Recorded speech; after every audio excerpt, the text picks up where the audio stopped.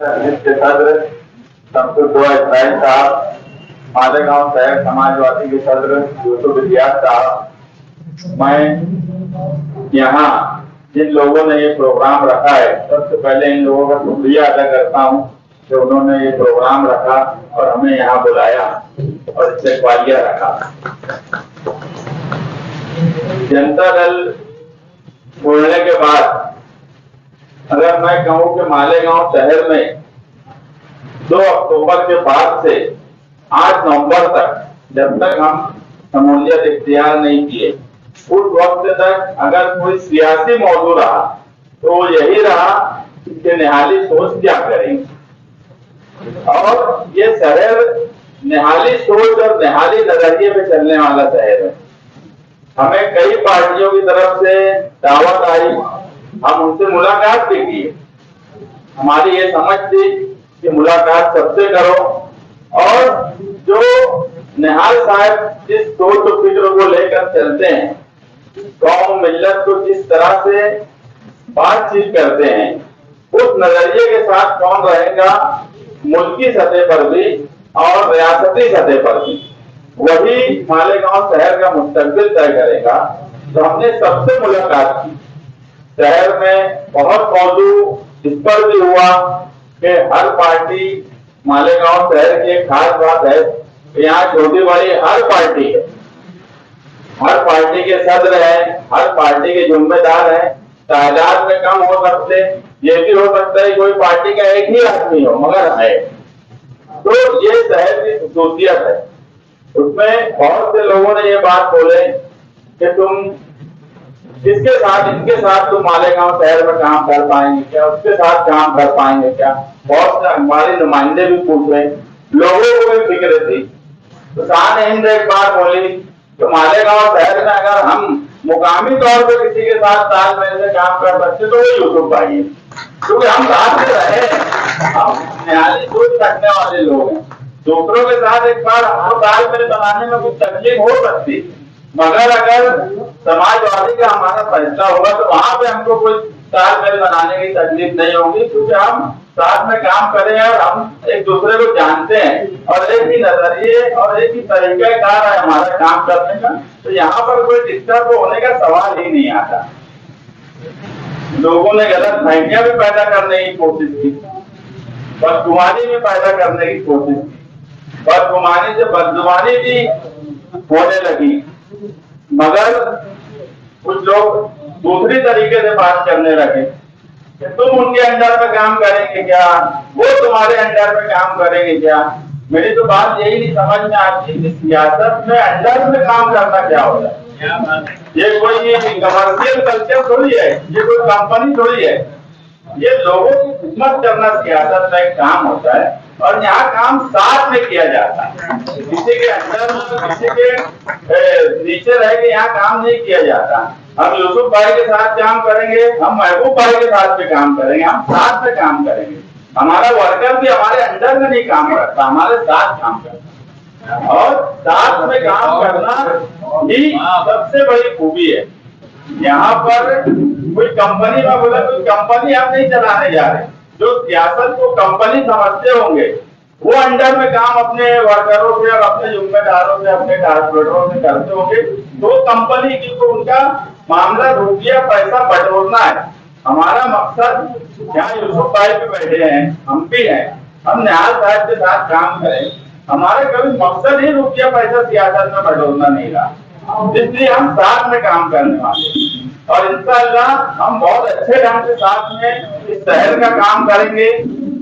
और मालेगांव शहर के जो हालात बन गए धीरे धीरे, ये शहर जैसे अभी रिजवान सर ने बोला तुम्हारा दाबाड़ी का सवाल, पिछले 6.5 सालों से हमने ये बात रोक के रखी थी।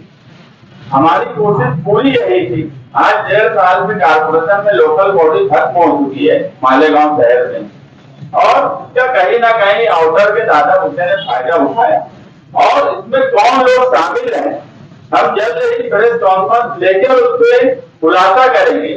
मैं बोलता हूँ कि तलवारा और चंद्रपुर का रिसर्च है हमारा।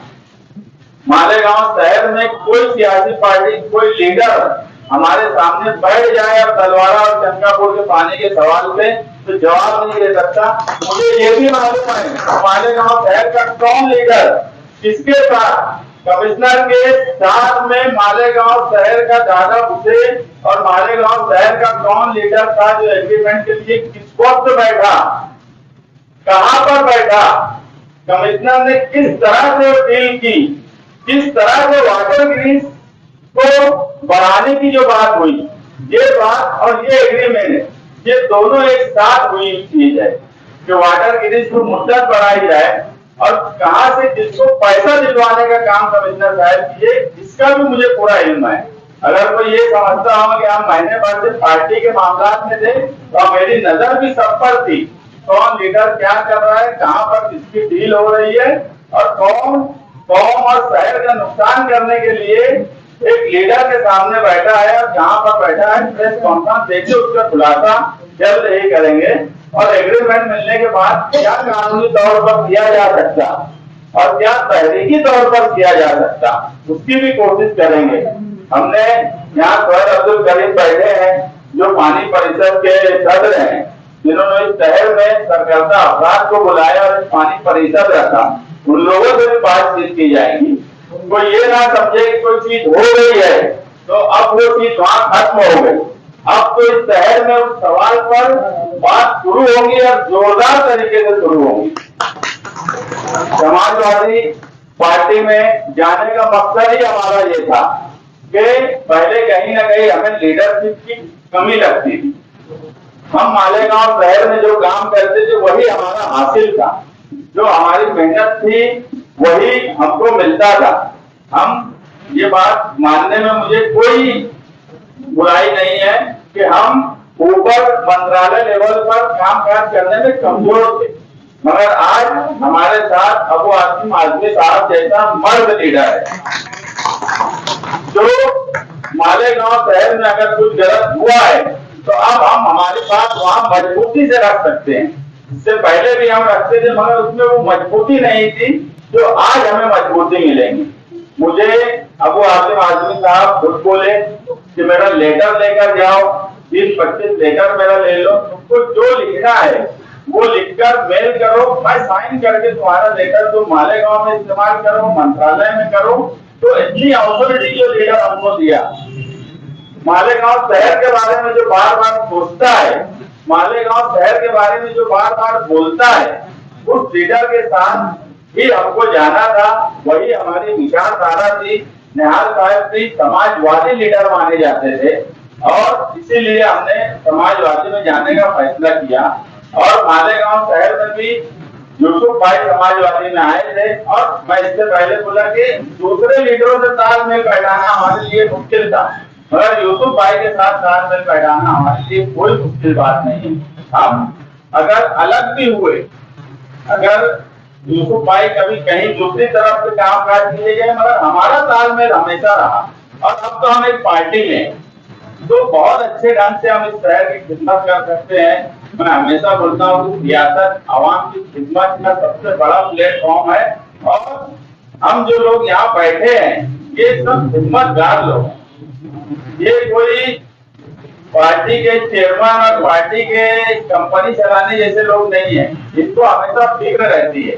कल 12 नवंबर है, 2 साल पहले 12 नवंबर को इस शहर में क्या हुआ था ये पूरे शहर के सामने है। अगर हम बार बार बोलते हैं कि इस शहर का दबदबा धीरे धीरे खत्म होता जा रहा है और अब तो मुझे लगता है खत्म हो चुका है, तो इसमें कोई गलत बात नहीं है। 12 नवंबर को इस शहर में क्या हुआ वो भी देखे, पुलिस का कितना दबाव उस वक्त था और आज पुलिस का कितना दबाव है ये भी इस शहर देख रहा है।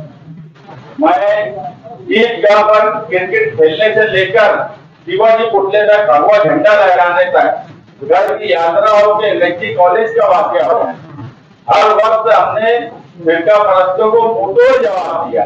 हम सेकुलर पार्टी के साथ रह रहे हैं, हम सेकुलरिज्म के साथ हैं, मगर कोई जातिवाद के नाम पर लोगों को परेशान करने की कोशिश करेगा तो उसको हम मुंहतोड़ जवाब देना भी जानते हैं। इस शहर में दबदबा धीरे धीरे खत्म होता जा रहा है और इस शहर का दबदबा लाना है। यहाँ बैठा हुआ हर आदमी मिलजुल कर काम करेगा, कोई छोटा नहीं है, कोई बड़ा नहीं है, हम साथ में काम करेंगे और एक साथ कोई तहरीक चलाएंगे। अभी दिवाली है, ऑफिसरान के खिलाफ मैं यूसुफ भाई से बात करूंगा। मालेगांव शहर के सारे डिपार्टमेंट आज तो कारपोरेशन से लेके ब्रांच डिपार्टमेंट हो कि एफडीओ डिपार्टमेंट हो कि पावर कंपनी का डिपार्टमेंट हो, सबके सब ऑफिसर आज एक आम आदमी अगर जाता है, निहाल साहब के वक्त आप लोगों को याद होगा एक वर्कर अगर कोई अर्जी लेकर चला जाए एफडीओ में तो मजाल नहीं है एफडीओ की कि वो उसका काम ना करे। आज एक छोटा सा भी काम होता है तो एक आम आदमी को हमको बुलाना पड़ता है, यार ये मेरा काम नहीं हो रहा है। एक जन्म दाखिला अगर निकालना है तो भी उसको हमको बुलाना पड़ता है। तो ये आम आदमी का पावर और आम आदमी का दबदबा लाने के लिए हम लाल सलाम तहरीक शुरू करेंगे। वो उसकी नवैयत क्या होगी वो यूसुफ भाई, हम और पार्टी के जिम्मेदारान बैठ के तय करेंगे। मगर मैं इतना ही बोलूंगा कि ऑफिसरान को भी सारे डिपार्टमेंट के दिवाली अच्छी से बना लो। दिवाली का त्योहार है 2-4-8 दिन, उसके बाद जब लाल सलाम तहरीक शुरू होगी तो ऑफिसरान अगर काम चोर रहे, भ्रष्टाचारी रहे तो लाल सलाम तहरीक उनको ठीक कर देंगी। इतना मैं आपको वादा करता हूं।